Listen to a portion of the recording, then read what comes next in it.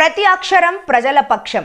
HR9 news టీవీకి స్వాగతం, సుస్వాగతం. ప్రతిసారి చెట్టెక్కే బేతాళుడిలాగా ప్రత్యేక హోదా, గత 10 సంవత్సరాలుగా గొంతు చించుకొని అరిచిన ప్రత్యేక హోదా అని బీజేపీ పార్టీ పట్టించుకోవటం లేదు. ఒకప్పుడు ఇదే ప్రత్యేక హోదా కోసం చంద్రబాబు గారు బీజేపీ పార్టీని విమర్శించి మట్టి తీసుకొచ్చారు, నోట్లో మట్టి కొట్టిపోయారు అని వ్యతిరేకించాడు. మరి అదే ప్రత్యేక హోదా గురించి మాట్లాడుతున్నాం. చంద్రబాబు గారు ప్రత్యేక హోదా గురించి ఏం చేయబోతున్నారో క్లారిటీ ఇవ్వండి. ప్రత్యేక హోదా లేకపోతే ఆంధ్ర రాష్ట్రానికి ఊపిరే లేనట్టు. ప్రత్యేక హోదా వస్తేనే మన బిడ్డల భవిష్యత్తు బాగుపడుతుంది. గత 10 సంవత్సరాలుగా చూసాము, మనకు ప్రత్యేక హోదా లేదు. ఈ ప్రత్యేక హోదా లేకపోవడం వల్ల కనీసం పట్టుమని కొత్త 10 పరిశ్రమలు కూడా రాలేదు ఆంధ్ర రాష్ట్రానికి. మరి ఇలాగే పోతే ఆంధ్ర రాష్ట్ర బిడ్డల భవిష్యత్తు ఏమైతుందో అందరూ ఆలోచించాల్సిన అవసరం ఉంది. ప్రత్యేక హోదా వస్తేనే మనకు రాయితీలు వస్తాయి, ట్యాక్స్ బెనిఫిట్స్ వస్తాయి, సబ్సిడీస్ వస్తాయి. ప్రత్యేక హోదా ఇచ్చిన రాష్ట్రాలలో వేల కొద్ది పరిశ్రమలు వచ్చాయి. మరి ఇవన్నీ రావాలి, జరగాలి అంటే ప్రత్యేక హోదా మనకు అవసరం. అలాంటి ప్రత్యేక హోదా కోసం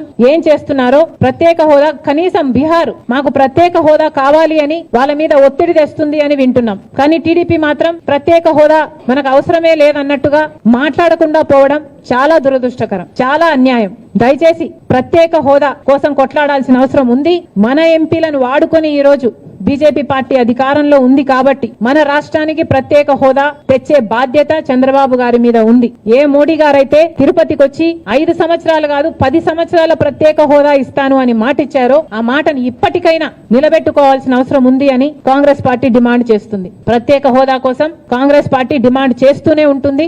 ఎందాకైనా కొట్లాడడానికి మేము సిద్ధం. ప్రత్యేక హోదాను మేము మర్చిపోనివ్వం. ప్రత్యేక హోదా ఆంధ్ర రాష్ట్రానికి ఊపిరి లాంటిదని మరొకసారి ఆంధ్ర రాష్ట్ర ప్రజలందరికీ మాటిస్తున్నాం. ప్రత్యేక హోదా కోసం కాంగ్రెస్ పార్టీ కొట్లాడుతూనే ఉంటుంది.